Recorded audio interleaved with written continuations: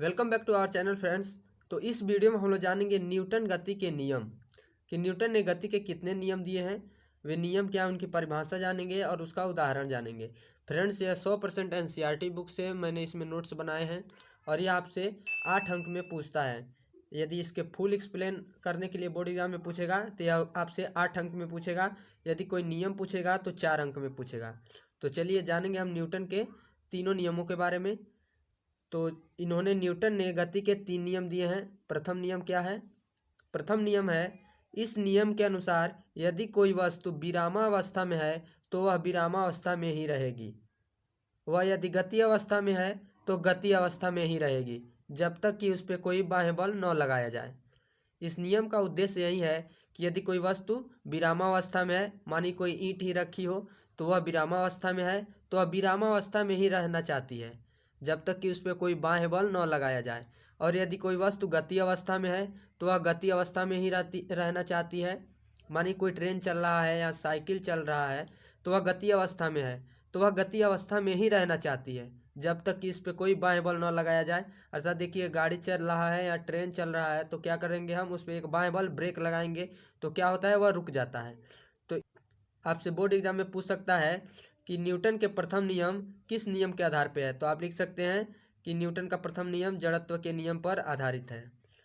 अब जानेंगे हम जड़त्व का नियम क्या होता है। इसमें थोड़ा, किसी वस्तु का वह गुण जिसके कारण वह अपनी स्थिति में परिवर्तन का विरोध करती है जड़त्व कहलाता है। कोई भी वस्तु है वह अपनी स्थिति में परिवर्तन का विरोध करती है तो उसके इस गुण को हम लोग जड़त्व कहते हैं। चलिए इसके कुछ उदाहरण जान लेंगे। उदाहरण क्या है, बस से अचानक चलने पर बस में बैठे यात्री पीछे की ओर गिर जाते हैं। जब कोई भी बस में आप यात्रा किए होंगे या यात्रा नहीं किए होंगे तो आप यात्रा करके अनुभव कर सकते हैं कि जब बस अचानक से चलता है तो क्या होता है, हमारा शरीर जो है पीछे की ओर झुक जाता है। अर्थात जो है वस्तु जो है यहाँ पे विरामावस्था में ही रहना चाहती है। प्रथम नियम के अनुसार बस के अचानक चलने पर बस में बैठे यात्री अचानक से पीछे की ओर गिर जाते हैं। दूसरा नियम है, कोई खिलाड़ी ऊंची कूद के लिए अपने पहले बहुत तेज दौड़ता है। कोई भी खिलाड़ी हो ऊंची कूद के लिए बहुत तेज दौड़ता है, अर्थात वह अपने गति को बढ़ाता है, विरामावस्था से गति अवस्था में बढ़ाता है, तभी वह ऊंची कूद छलांग लगा पाता है। चौथा नियम है, चलती हुई बस से उतरने पर यात्री आगे की ओर गिर जाते हैं। यदि बस चल रहा है, आप अचानक से उतरेंगे तो क्या होगा, आपकी आगे की ओर गिर जाएंगे। चौथा नियम है, चलती साइकिल का ब्रेक लगाने पर हम आगे की ओर झुक जाते हैं। यह तो एकदम फिजिकली है। आप साइकिल चलाएं और देखें, यदि साइकिल तेज चलती है तो आप ब्रेक लगाएंगे तो क्या होगा, हम आगे की ओर झुक जाते हैं। तो यह भी न्यूटन के प्रथम नियम का ही पालन करता है। अब चलिए द्वितीय नियम जानेंगे हम। न्यूटन ने द्वितीय नियम क्या दिया था, किसी वस्तु पर लगने वाला बल उस वस्तु के द्रव्यमान व वस्तु के बल के कारण उत्पन्न त्वरण के गुणनफल के अनुक्रमानुपाती होता है। अर्थात जो यफ है यह मास यानी द्रव्यमान और उत्पन्न त्वरण के गुणनफल के अनुक्रमानुपाती होता है। यह जो सूत्र है, इस सूत्र के आधार पर आप अनेकों न्यूमेरिकल सवाल भी सॉल्व करेंगे।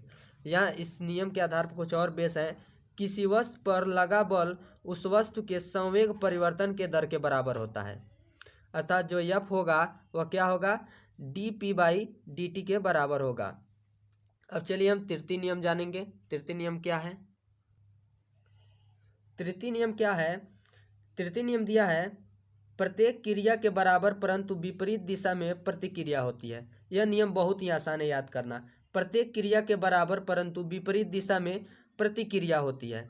उदाहरण में देखिए, बंदूक से गोली चलाने पर बंदूकधारी को पीछे की ओर झटका लगता है। जब कोई बंदूक चलाता है तो क्या होता है, बंदूकधारी का शरीर पीछे की ओर एक झटका देता है।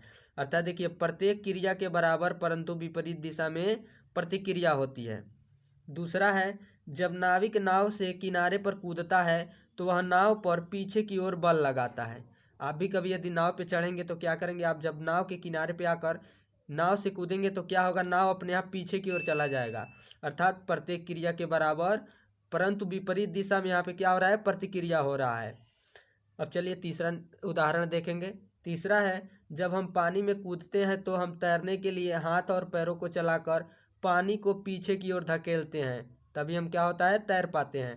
तो जो इन्होंने तीनों नियम दिया है, इसका जो है उदाहरण भी मैंने आपको बता दिया है। तो आशा है आपको वीडियो अच्छा लगा होगा। यदि वीडियो अच्छा लगा हो तो लाइक कर दें और यदि आप हमारे चैनल पर नए हैं तो चैनल को भी सब्सक्राइब कर लें और नोटिफिकेशन बेल को दबा के ऑल पे क्लिक कर लें, ताकि हमारा जो भी वीडियो आएगा उसका नोटिफिकेशन आपको मिलता रहे। Thanks for watching.